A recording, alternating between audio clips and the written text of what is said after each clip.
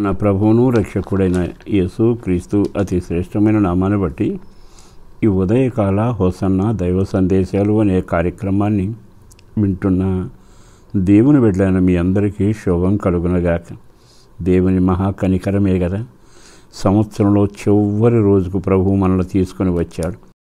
ఏమిచ్చి రుణం తీర్చుకోగలం? మన పితరులంతా కృతజ్ఞత కలిగి ఆయన సన్నిధిలో ఆయన నామాన్ని గొప్ప చేశారు.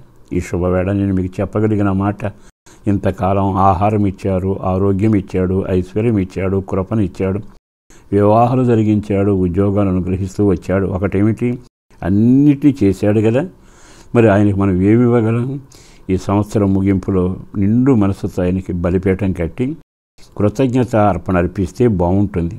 అందుకని మన రెండు చేతులు పైకెత్తి స్తుతి చెల్లించగలిగితే ఆయన ఎంతైనా నమ్మదగినవాడు, చాలినవాడు, సరిపోయినవాడు.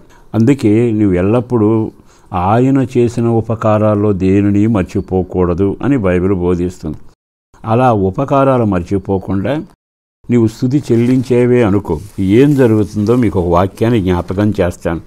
బైబిల్లో చాలా తేటగా ఉన్న వాక్యం పలుసార్లు మీరు చదివిందే. ఈ 50వ కీర్తనలో 23వ చరణం ఇలాగ రాయబడి ఉంది, స్తుతియాగం అర్పించువాడు నన్ను మహిమపరుచుతున్నాడు. ఈ మాట విన్నారుగా. స్తుతియాగం అంటే దేవునికి ఎల్లప్పుడూ జీవఫలం, స్తుతి, స్తోత్రం, ఆయన కార్యాలు గొప్ప చేయాలి, ఆయన గురించి ఘనంగా పాడాలి, ఘనంగా స్తుతించాలి.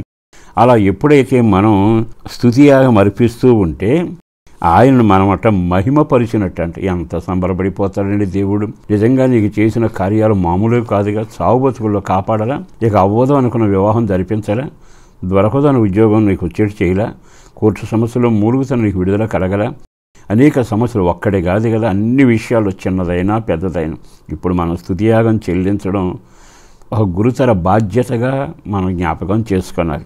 అలా చేస్తూ ఉంటేనట ఆయన అంటున్నాడు, స్తుతియాగం అర్పించువాడు నన్ను మహిమపరుచుతున్నాడు. మరి మనుషుల్ని మహిమపరుస్తావా, గణపరుస్తావా, దేవుణ్ణి గణపరుస్తావా?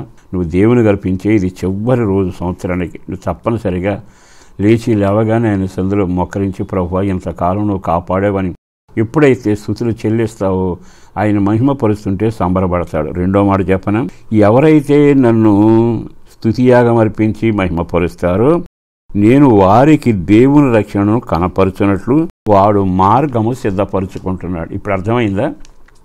అంటే స్తుతియాగం అర్పించేవాడట దేవుని వైపు చూసి చేతులెత్తగానే ఆయన నా రక్షణ తన కనపరచాలని మార్గం సరళం చేసుకుంటున్నాడుగా. అంటే స్తుతియాగం అర్పించేవాడట దేవుని దగ్గర మరలా ఈవులు పొందడానికి మార్గాన్ని సిద్ధం చేసుకున్నట్టు. మరి మార్గం సిద్ధమైతే పరలోకుండా దీవెనలు వస్తాయిగా.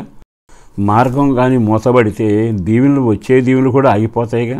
అంటే ఇప్పుడు స్తుతి చెల్లించడం వల్ల రాబోయే సంవత్సరం కొరకు మహిమ కలిగిన కార్యాలు, రక్షణ కలిగిన కార్యాలు, అద్భుత కార్యాలు నీకు జరిగించడానికి ఆయన ఇష్టపడుతున్నాడు.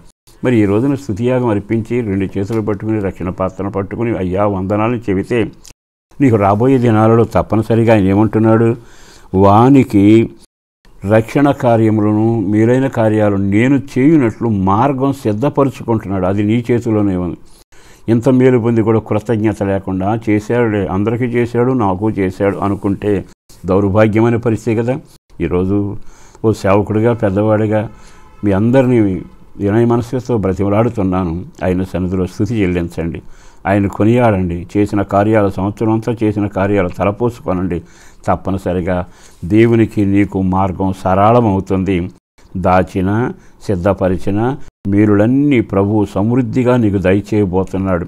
ఒక సేవకుడిగా చెప్పగలిగిన మాట, ఆయన సిద్ధపరిచిన మేలుడు మీ సొంతమవునగాక.